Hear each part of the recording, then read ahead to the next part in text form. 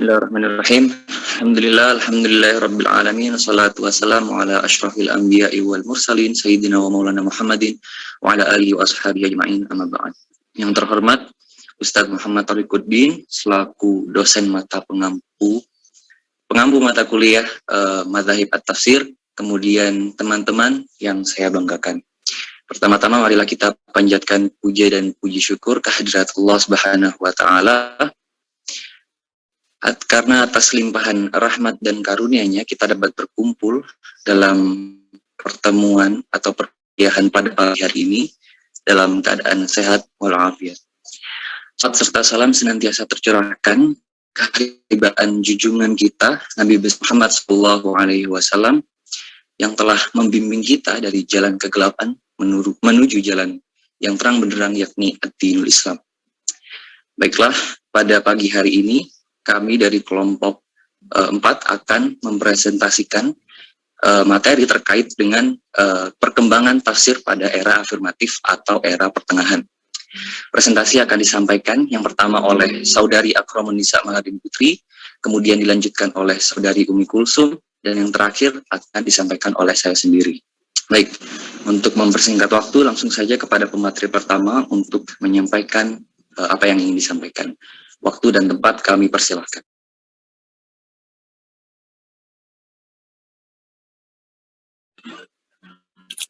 Terima kasih moderator atas waktunya. Materi pertama yaitu tentang sejarah perkembangan tafsir era afirmatif atau isbat atau pertengahan. Dalam peta sejarah Islam, periode pertengahan atau yang dikenal sebagai zaman keemasan ilmu pengetahuan, terutama di era Harun al-Rashid dan Al-Ma'mun. Periode ini salah satunya ditandai dengan berkembang pesatnya forum diskusi antar ahli berbagai cabang ilmu, antara lain tentang filsafat, kalam, dan hadis. Hal ini tentunya mengundang adanya justifikasi kebenaran dari masing-masing pihak, khususnya tentang Al-Quran. Adapun pendapat Ali Hasan Al-Arif dalam bukunya Sejarah dan Metodologi Tafsir yang dikutip oleh Asli dan Mahlan, bahwasanya perkembangan karya tafsir era pertengahan ini pada abad ke-12 sampai abad ke-18 Masehi. Berkembangnya keilmuan terutama dalam bidang tafsir tidak dapat dipisahkan dari relasi kekuasaan. Daulah Abbasiyah adalah contoh sejarah yang memiliki kepedulian yang sangat serius terhadap perkembangan ilmu dan peradaban manusia, baik melalui perintah resmi penerjemahan buku ilmiah atau pengiriman delegasi ilmiah ke pusat-pusat ilmu pengetahuan dunia yang terkenal. Seperti Al-Ma'mun pernah mengirim utusan ke Roma untuk mendapatkan karya-karya Yunani kuno dan mengadakan forum-forum dialog ilmiah secara terbuka yang dihadiri oleh seluruh wakil cabang keilmuan yang ada. Forum dialog antar ilmuwan itu juga memicu arogansi keilmuan yang mengantarkan pada perdebatan yang berakhir dengan saling menjelek-jelekan atau melemahkan satu sama lain. Kelompok mutakalimin beradu argumentasi dengan penggemar filsafat. Ahli kalam berdebat dengan ahli hadis. Memang cukup memprihatinkan bahwa pada kenyataannya perdebatan ini sering berakhir dengan pertumpahan darah. Salah satu contohnya adalah perselisihan yang terjadi di antara ulama Sunni mayoritas dengan kaum rasionalis minoritas yang memunculkan perlawanan dengan cara kekerasan serta luapan kemarahan hingga terjadi pertumpahan darah. Tafsir era afirmatif yaitu tafsir yang ada pada masa pertengahan. Sedangkan nalar ideologis yaitu aktivitas yang memungkinkan seseorang ideologis tentang kumpulan konsep sistem yang dijadikan asas pendapat yang memberikan arah dan tujuan untuk kelangsungan hidup. Era afirmatif yang berbasis pada nalar ideologis terjadi pada abad pertengahan Islam. Kecenderungan tafsir era afirmatif pada awalnya berangkat dari ketidakpuasan terhadap model tafsir Maksur yang dipandang kurang memadai dan tidak menafsirkan semua ayat Al-Quran. Sejak saat itu, kemudian muncul tafsir Bukhari. Akan tetapi, tradisi penafsiran pada era ini kemudian banyak didominasi oleh kepentingan politik, mazhab, atau ideologi keilmuan tertentu. sehingga Al-Quran seringkali diperlakukan sekedar sebagai legitimasi bagi kepentingan-kepentingan tersebut. Para mufassir pada era ini pada umumnya sudah diselimuti jaket ideologi tertentu sebelum mereka menafsirkan Al-Quran. Akibatnya, Al-Quran cenderung dipaksa menjadi objek kepentingan sesaat untuk membela kepentingan subjek. Pada era afirmatif yang berbasis pada nalar ideologis ini, muncul fanatisme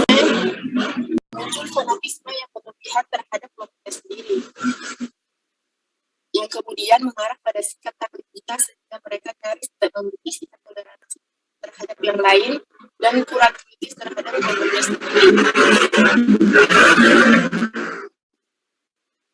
Akibatnya, bagi generasi ini, pendapat imam dan tokoh besar mereka seringkali menjadi kebijakan dalam menafsirkan teks Al-Quran yang seolah-olah tidak bermasalah. Bahkan diposisikan setara dengan posisi teks itu sendiri. Sebagai contoh adalah pernyataan Al-Farabi, salah seorang petinggi sejarah yang mengatakan setiap ayat atau hadis yang adalah pendapat mazhab kami maka harus ditakwil atau dinasah. Di sisi lain, sikap fanatisme mazhab dan sektarianisme ini pada akhirnya melahirkan kelompok moderat yang berusaha mencari jalan tengah dari pergulatan pemikiran yang diwarnai oleh tarik-menarik kepentingan. Dapat dibayangkan bagaimana implikasinya dalam penafsiran Al-Quran. Apalagi ketika ada campur tangan politik dalam setiap ketegangan tersebut. Sektarianisme ini kental mewarnai produk-produk tafsir. Kegiatan penafsiran Al-Quran seolah-olah tidak dilandasi oleh tujuan bagaimana jadi dilakukan sebagai kebaikan bagi manusia, melainkan sekedar sebagai alat legitimasi bagi disiplin tertentu yang dikuasai penafsirnya atau untuk kekuasaan dan masalah tertentu. Sebagai implikasinya, tolak ukur kebenaran penafsiran tergantung pada siapa penguasanya. Mungkin cukup sekian yang dapat saya sampaikan. Kurang dan lebihnya saya mohon maaf. Saya kembalikan kepada moderator. Terima kasih atas materi yang telah disampaikan. Selanjutnya kepada pemateri kedua, yakni Saudari Umi Kulsum, kepada yang bersangkutan kami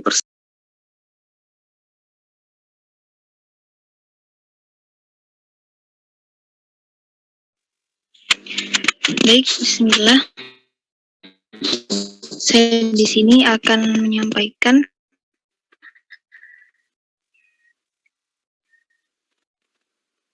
materi selanjutnya, yakni mengenai corak tafsir arah afirmatif.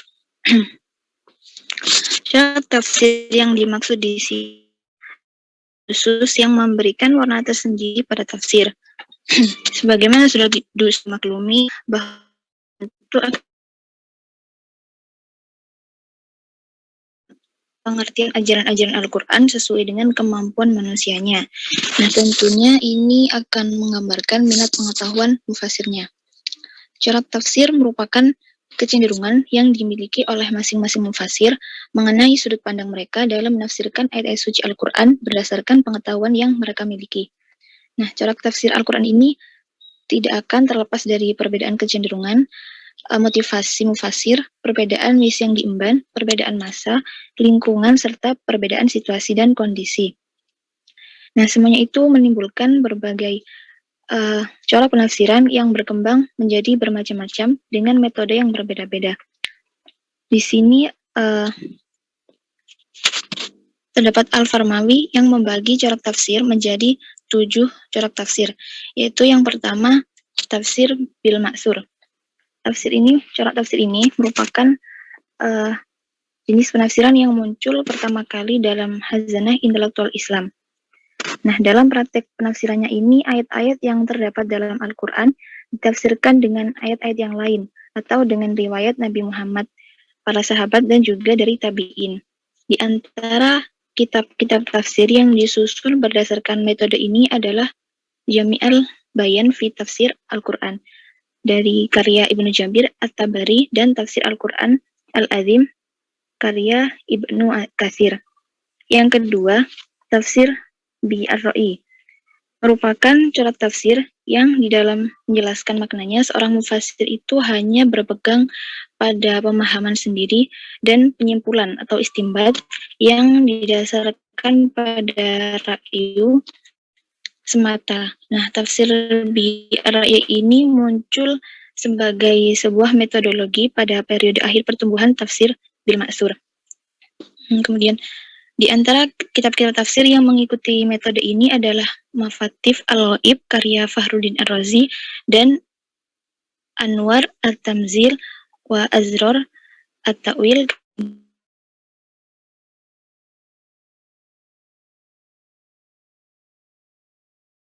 yaitu suatu metode penafsiran Al-Quran yang lebih menitik beratkan kajiannya pada makna batin dan bersifat alegoris atau kiasan atau ibaratnya.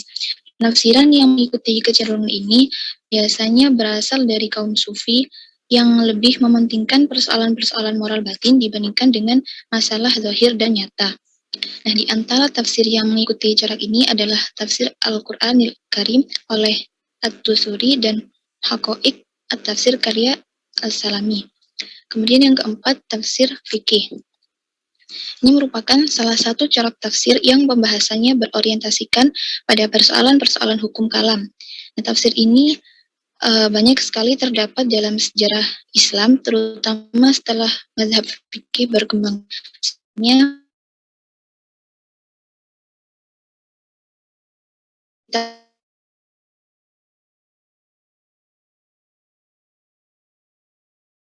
Dan Al-Jami' lil Ahkam Al-Quran karya Al-Qurtubi. Kemudian yang kelima, tafsir Al-Falsafi. Merupakan corak tafsir yang berusaha menafsirkan ayat Al-Quran dengan pendekatan teori-teori filsafat, baik yang berusaha melakukan sintesis dan sinkretisasi antara teori-teori filsafat dengan ayat-ayat Al-Quran, maupun yang berusaha menolak teori-teori filsafat yang dianggap bertentangan dengan Al-Quran. Di antara kitab tafsir yang termasuk dalam kategori ini adalah Tafsir Al-Kabir wa Mafatih Al-Ghaib karya Ar-Razi yang akan ilmu kalam dan semantik. Yang keenam, Tafsir Al-Ilmi merupakan corak tafsir yang menafsirkan ayat-ayat Al-Quran dengan menggunakan pendekatan ilmiah, yakni berusaha mencari makna yang terkandung dalam Al-Quran dengan pendekatan berbagai ilmu pengetahuan. Di antara kitab tafsir yang termasuk dalam kategori ini adalah Jawahir fi Al-Quran oleh Tantawi Jauhari, At-Tafsir Al-Ilmi li Al-Ayat Al-Kauniyah karya Hamfi Ahmad, dan Al-Ghidha wa Al-Dawa karya Jamaluddin Al-Fandi. Dan yang terakhir, Tafsir Al-Adabi Al-Ijtimai merupakan salah satu corak tafsir yang lebih menekankan pada permasalahan sosial kemasyarakatan. Adapun karya Rashid Ridho dan Tafsir Al-Marawi, Tafsir Al-Quran Karim karya Mahmud Shaltut. Nah, dengan beragamnya corak tafsir tersebut, tentunya ada sikap yang harus kita miliki untuk menghadapi beragamnya corak tafsir tersebut. Nah, yang pertama, kita harus kritis dalam melihat hasil penafsiran para mufassir tersebut. Apakah ada maksud tertentu di balik penafsirannya? Apakah tafsir tersebut terdapat penyimpangan? Dan apakah produk tafsir tersebut benar-benar didukung oleh argumentasi yang kuat? Dan yang kedua, jikalau memang argumentasi itu kuat, maka kita harus menghormati pendapat mereka, meskipun tidak harus mengikutinya. Karena sangat memungkinkan sekali berbagai corak tafsir itu memiliki kebenaran. Sekian materi yang dapat saya sampaikan. Selebihnya saya kembalikan kepada moderator. Silakan. Baik, terima kasih kepada Saudari Umi Kulsum atas materi yang telah disampaikan.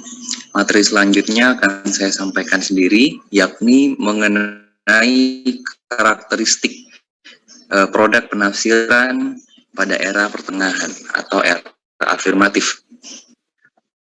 Ada beberapa ciri khusus yang dimiliki oleh karya-karya tafsir yang lahir pada era ini, yang membedakannya dengan penafsiran-penafsiran di era-era sebelumnya.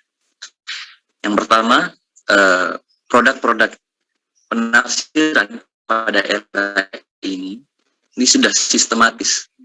Seperti pertama, era afirmatif ini berlangsung dari abad ketiga hingga 14 Hijriah, di mana pada kala itu yang memimpin pemerintahan umat masyarakat Islam adalah dinasti Abbasiyah.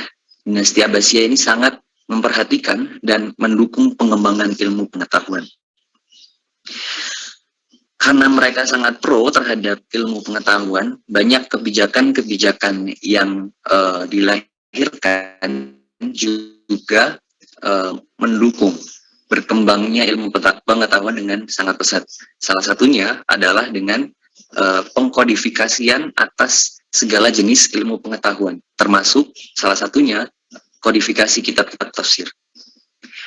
Kemudian tidak hanya itu, model penafsiran yang kerap digunakan juga ikut berkembang.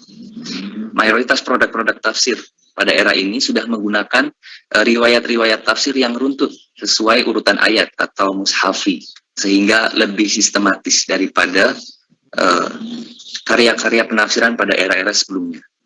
Kemudian model yang seperti ini, model penafsiran yang seperti ini dipelopori oleh salah satu dengan karyanya Jami' al-Bayan fi Ta'wil Al-Quran. Kemudian ciri khusus yang kedua adalah penafsiran pada era pertengahan ini bersifat nalar ideologis. Salah satu faktor yang menyebabkan penafsiran era pertengahan lahir adalah kekecewaan para mufassir atas metode penafsiran bil maqtur yang dinilai kurang memadai dan tidak menjelaskan keseluruhan ayat dalam Al-Quran. Kemudian atas dasar inilah metode penafsiran bil ra'i muncul, kemudian marak digunakan. Namun penafsiran bil ra'i yang diterapkan ini hanya ditujukan sebagai alat legitimasi dan justifikasi kepentingan politik, mazhab maupun ideologi keagamaan atau keilmuan mufassir serta kelompoknya masing-masing. Hal ini disebabkan oleh kala itu seperti yang sudah disampaikan sebelumnya, yakni forum diskusi antara ahli yang sering menimbulkan perdebatan di antara mereka, kemudian berujung pada ajang saling menjelekkan dan mengkafirkan antar umat, kemudian yang paling parah dapat berujung pada kekerasan dan pertumpahan darah. Kemudian salah satu pakar tafsir yakni Abdul Mustaqim mengidentifikasikan karakteristik ini dengan istilah pemaksaan gagasan eksternal terhadap Al-Quran atau at-taqlu fi idkhal al-anasir kharij al-Quran fi al-tafsir. Maksudnya adalah kebanyakan tafsir pada zaman ini sering terjebak dalam harus menonjolkan kepentingan di luar kepentingannya untuk menafsirkan Al-Quran. Banyak diskusi yang mestinya berada di luar tafsir ternyata dikembangkan sedemikian rupa dalam bagian penafsiran Al-Quran yang bagian itu sendiri sebenarnya tidak ada kaitannya dengan diskusi tersebut. Kemudian ciri yang ketiga yakni bersifat repetitif. Sistematika penafsiran mushafi, kemudian metode penafsiran tahlili ini sangat populer digunakan pada era ini. Para mufassir sering dihadapkan pada ayat-ayat yang redaksinya memiliki kemiripan dengan ayat-ayat yang lain, yang kebetulan terdapat dalam beberapa surat. Mufassir kemudian akan mengingat sudah dikemukakannya pada ayat yang sebelumnya dengan kesamaan redaksi atau kesamaan pesan atau inti penjelasan. Abdul Mustaqim menemukan karakteristik ini pada kitab tafsir Mafatihul Ghaib karya Ar-Razi yang sering mendiskusikan tentang hal-hal seputar paham Jabariyah dan Qadariyah pada hampir setiap surat. Dalam kitab ini juga terdapat beberapa pengulangan kata dan ulasan yang sangat panjang sehingga dinilai terkesan berlebihan. Yang terakhir, penafsiran pada era pertengahan ini bersifat parsial. Penjelasan yang disertakan pada mayoritas produk penafsiran pada era ini sepotong dan tidak lengkap. Karena banyak penafsiran ayat yang tidak menyertakan konteks yang jelas. Alasannya, ayat-ayat lain maupun hadis-hadis Nabi Shallallahu Alaihi Wasallam yang meskipun berhubungan dengan penjelasan satu ayat, namun tidak sejalan dengan maksud serta kepentingan mufasir serta golongannya, ayat atau hadis tersebut terkadang ditakwilkan atau tidak disertakan atau dinyatakan telah dimansuh dengan pendapat mereka. Fenomena ini sejalan dengan pernyataan salah satu mufasir fanatis kala itu, yakni Abi Hasan Ubaidullah bin Al-Hasan Al-Qarhi, yakni tiap-tiap ayat atau hadis yang bertentangan dengan pendapat pendukung-pendukung madhab kami, maka ayat atau hadis itu harus ditakwilkan atau dinyatakan mansuh. Sekian yang dapat kami sampaikan. Apabila ada pertanyaan maupun tambahan ataupun sanggahan, kami persilahkan kepada para audiens untuk menyampaikannya.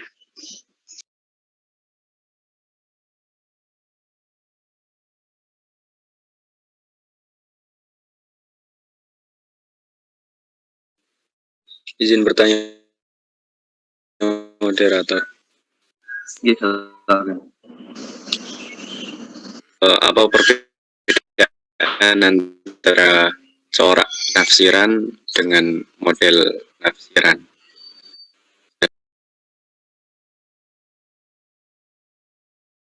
Baik, terima kasih. Pertanyaannya kami tampung.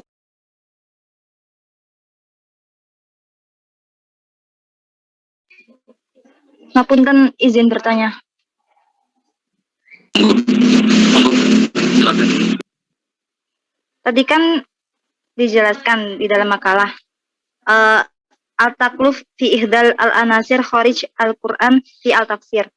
Nah, maksudnya kebanyakan tafsir zaman ini tuh sering terjebak dalam arus menonjolkan kepentingan di luar kepentingannya untuk penafsiran Al-Quran. Bisa dikasih contohnya seperti apa?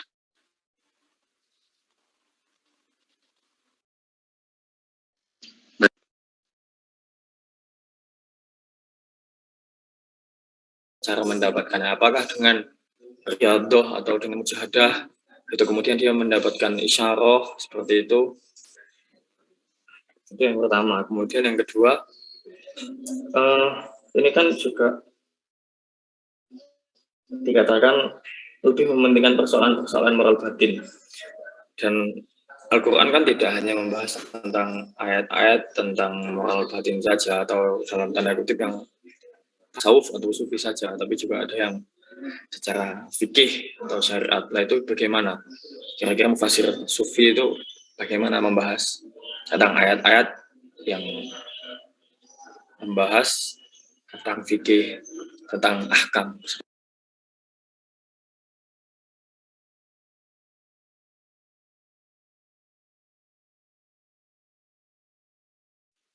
Moderator, apakah masih ini dibuka pertanyaan? Nggih, monggo silakan. Baik, terima kasih. Apa namanya? Tadi sudah dijelaskan tafsir era afirmatif dengan yang kedua itu dengan nalar ideologisnya, bahwa di situ apa namanya tafsir era pertengahan, bahwa yang saya ketahui tafsir era afirmatif di situ setiap generasi dari masa ke masa itu telah melakukan interpretasi dan reinterpretasi terhadap Al-Quran. Nah, bagaimana bisa dengan nalar ideologisnya di situ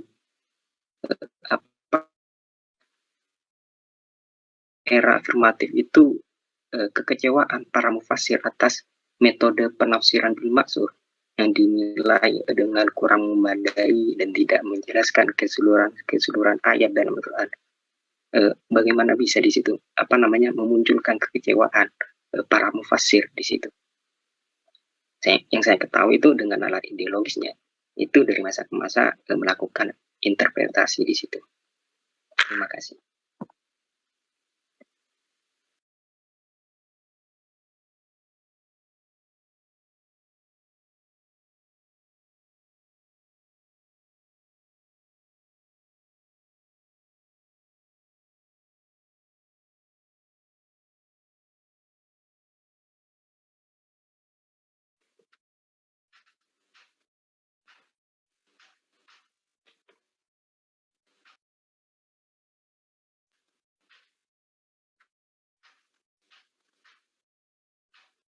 Ya, silakan bisa dijawab dari yang mudah dulu, tidak harus urut, atau mungkin dari audien ada yang bisa membantu menjawab dari beberapa pertanyaan tadi.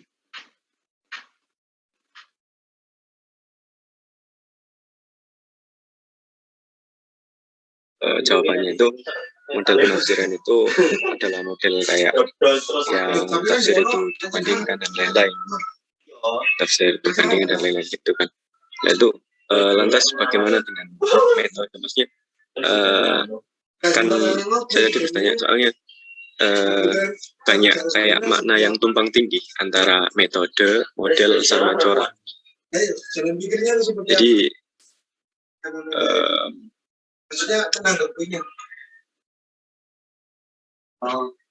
apa ya, kayak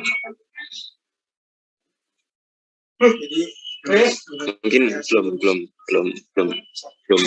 belum puas gitu. Mohon maaf, tanggapannya bisa ditulis atau diulang lagi karena di situ nampaknya ramai ya. Jadi suaranya, pertanyaannya kurang terdengar dengan jelas gitu. Saya tulis aja Mas. Ya, mau silakan.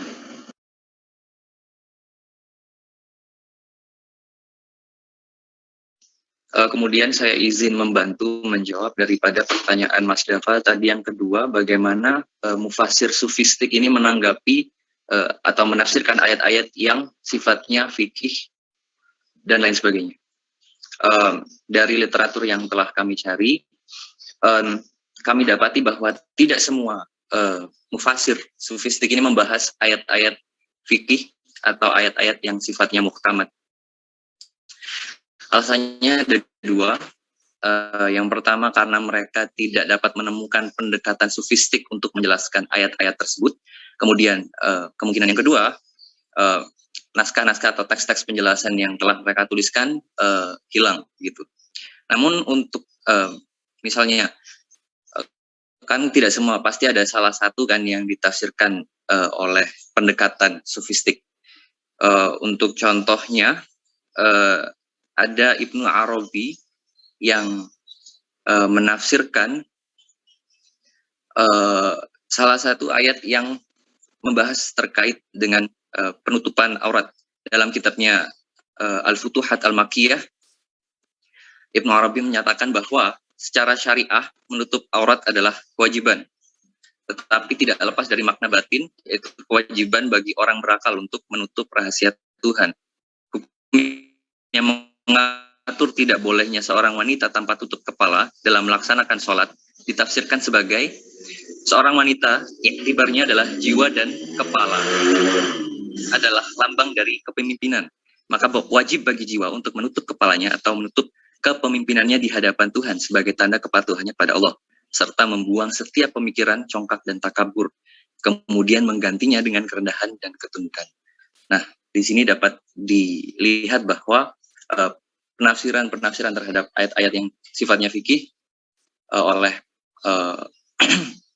para mufasir sufistik juga ditafsirkan menggunakan pendekatan yang bersifat sufistik pula, seperti itu. Bagaimana Mas Dava? Apa jawaban dari saya kurang memuaskan atau sudah cukup? Mumtaz, syukron. Mungkin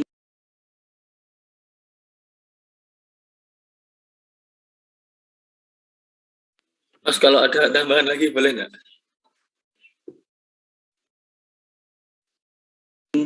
tambahan gimana maksudnya? Pertanyaan atau sanggah? Iya. Satu lagi.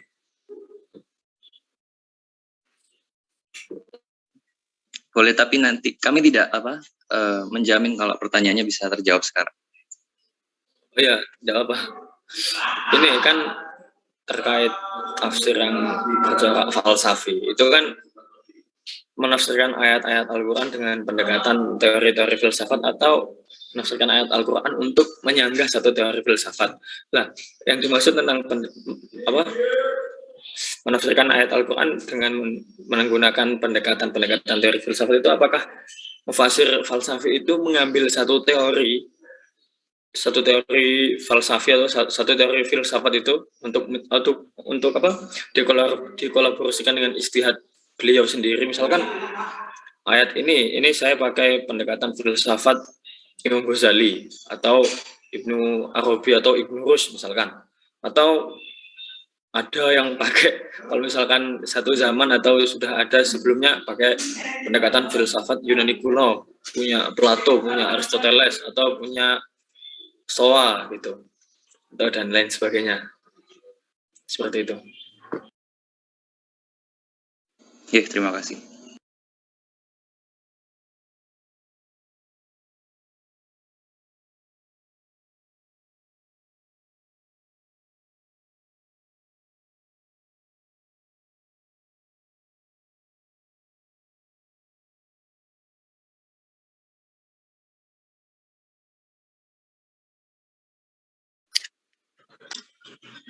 Oke, mohon maaf, saya akan menjelaskan ulang mengenai corak, model, dan metode penafsiran. Jadi seperti yang tadi sudah saya coba jelaskan, corak itu seperti kecenderungan pemikiran atau ide yang mendominasi suatu karya tafsir. Kayak misalnya, corak yang dipilih mufasir itu corak sufi, berarti penafsirannya itu lebih menitik beratkan kepada makna batiniah. Kalau misalnya kayak model penafsiran itu lebih ke cara pola atau penyusunan tafsirnya atau bentuk penafsirannya. Seperti yang tadi saya jelaskan, apakah itu beruntut dari Al-Fatihah sampai An-Nas atau mungkin dikumpulkan per tema atau mungkin menggunakan metode muqaranah perbandingan. Kalau metode penafsiran itu cara mufasir tersebut menafsirkan ayat Al-Quran. Entah itu menggunakan tafsir bil maksur atau menggunakan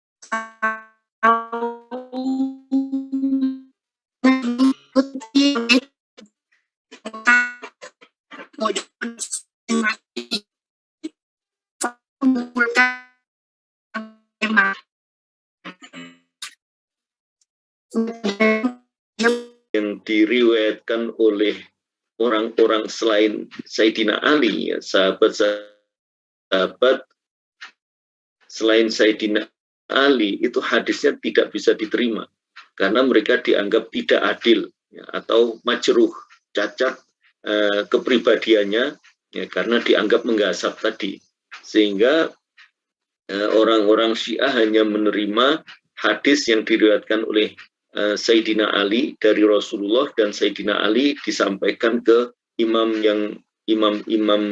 Syiah yang maksum, yaitu Imam 12. Selain itu hadis dianggap tidak sahih. Kalau hal ini diterima, ini fatal, ya. Karena apa? Ya, banyak hadis-hadis yang diriwayatkan justru mayoritas selain melalui Sayyidina Ali, ya, khususnya Abi Hurairah. Itu sahabat yang paling banyak meriwayatkan hadis, ya, di kalangan sahabat Rasulullah. Ketika ini tidak diterima, ya, maka banyak amalan-amalan yang berdasarkan hadis itu, ya, tidak ada, berarti kan seperti itu. Nah, ini fatal, ya. Tapi inilah perbedaan antara Ahlussunnah dengan Syiah. Kita lanjut. Cara mendapatkan petunjuk tafsir isyari, ya, tadi sudah dijelaskan, yaitu dengan mujahadah, ya, dengan pendekatan taqarrub ilallah, sehingga mereka dibukakan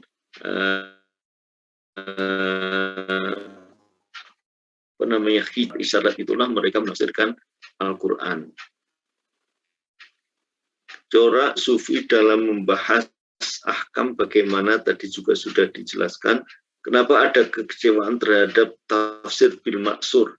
Ya, pada dasarnya menurut mereka tafsir bil ma'sur satu, karena tafsir bil ma'sur itu tidak semua ayat itu bisa ditafsirkan dengan cara bil ma'sur, ya, atau metode ma'sur ini. Kenapa? Ya karena ayat yang menjelaskan ayat lain itu terbatas, begitu juga hadis Rasulullah juga terbatas. Ya, sehingga konsekuensi dari tafsir bil ma'sur ini tidak semua ayat-ayat yang ada di dalam Al-Quran itu bisa dijelaskan dengan hadis ataupun dengan ayat yang lainnya.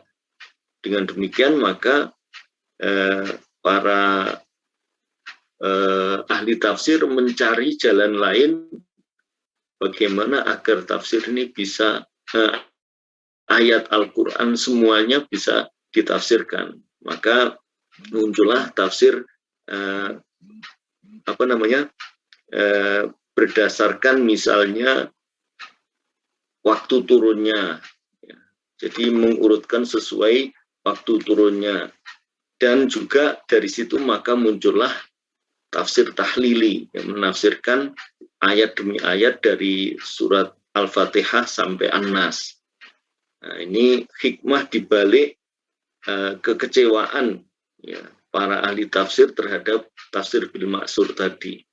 Ya, kita pahami itu sebagai rahmat, ya. Sehingga seandainya mereka tidak kecewa dalam tanda kutip terhadap tafsir bil ma'sur itu, ya maka tafsir tahlili itu tidak akan muncul, dan kita akan tidak memiliki khazanah keilmuan tafsir yang sangat luar biasa seperti sekarang ini, ketika tafsir itu hanya tafsir bil ma'sur. Baik, selanjutnya jelaskan dengan baik bahwa mereka di dalam menafsirkan Al-Quran dengan pendekatan falsafi atau filsafat, itu ada yang justru dengan filsafat itu mereka menolak dan menunjukkan argumen-argumen ketidakbenaran filsafat itu.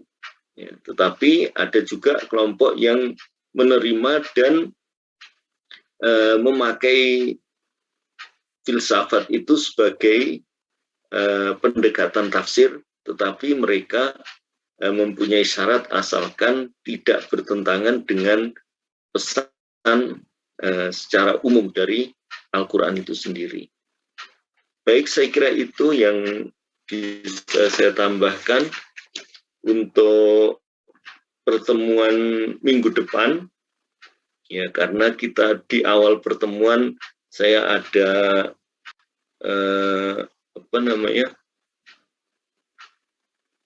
koordinasi akademik, ya, di Pasca, sehingga pertemuan kita tertinggal satu pertemuan dibanding pertemuan yang seharusnya atau yang normal. Untuk itu minggu depan tolong disiapkan kelompok 5 dan 6, ya, untuk presentasi 2 makalah, biar ketika pertemuan ke-7 kita sudah bisa ikut UTS, ya. Karena syarat UTS itu minimal presentasi atau materi yang disampaikan sudah 7 kali pertemuan, termasuk dengan pertemuan pertama itu. Baik, sekali lagi tolong disiapkan makalah dan PPT-nya kelompok 5 dan 6, ya. Kita akhiri perkuliahan ini dengan bacaan hamdalah. Alhamdulillahirabbil alamin. Assalamualaikum warahmatullahi wabarakatuh.